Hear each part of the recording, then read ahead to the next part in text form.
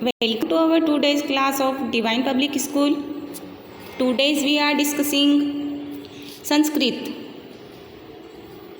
Our topic is अकारांत पुल्लिंग शब्द.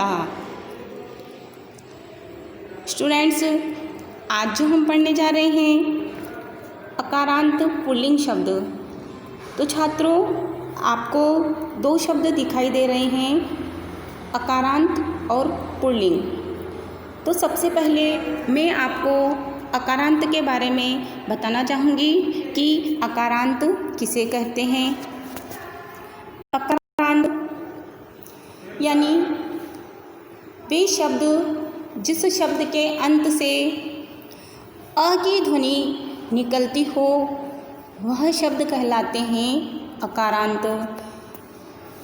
जैसे हमारे सामने हैं बालक.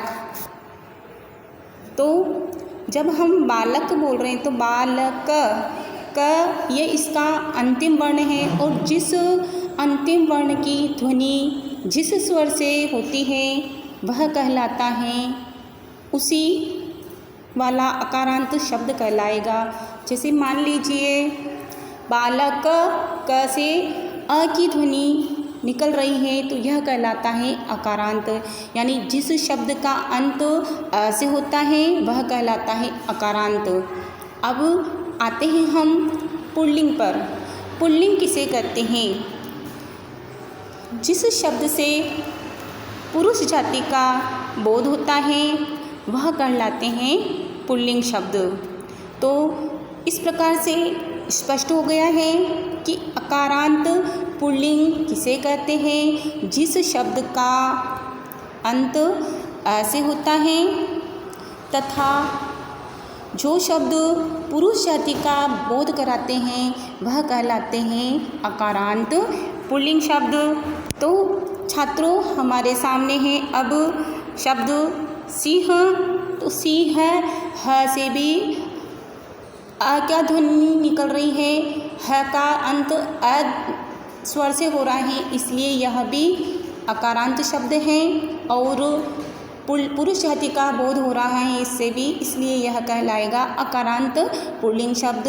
तो हमारे सामने दो शब्द हैं, एक तो है बालक और दूसरा है सिंह. बालक और सिंह ये दोनों ही अकारांत पुल्लिंग शब्द हैं. तो छात्रों, अब हम पढ़ेंगे इनके रूप. तो इसमें पहला शब्द दिया है, बालक के रूप दिए हुए हैं. तो दिया है बालकः, बालको, बालकाः. तो ये बालक शब्द अकारांत पुल्लिंग शब्द है और इसके प्रथमा विभक्ति के तीनों वचन दिए हैं. तो इसका अर्थ होता है बालकः एक बालक, बालको दो बालक और बालकाः यानी बहुत से बालक. दूसरा सिंहः, सिंहोः, सिंहाः. सिंह मीन्स होता है शेर. तो एक शेर, सिंहों और सिंहाः यानी बहुत से शेर. तो यह हुए हमारे अकारांत पुल्लिंग शब्द के तीनों. तो छात्रों, आज मैंने सिर्फ आपको अकारांत पुल्लिंग शब्द की जानकारी दी है.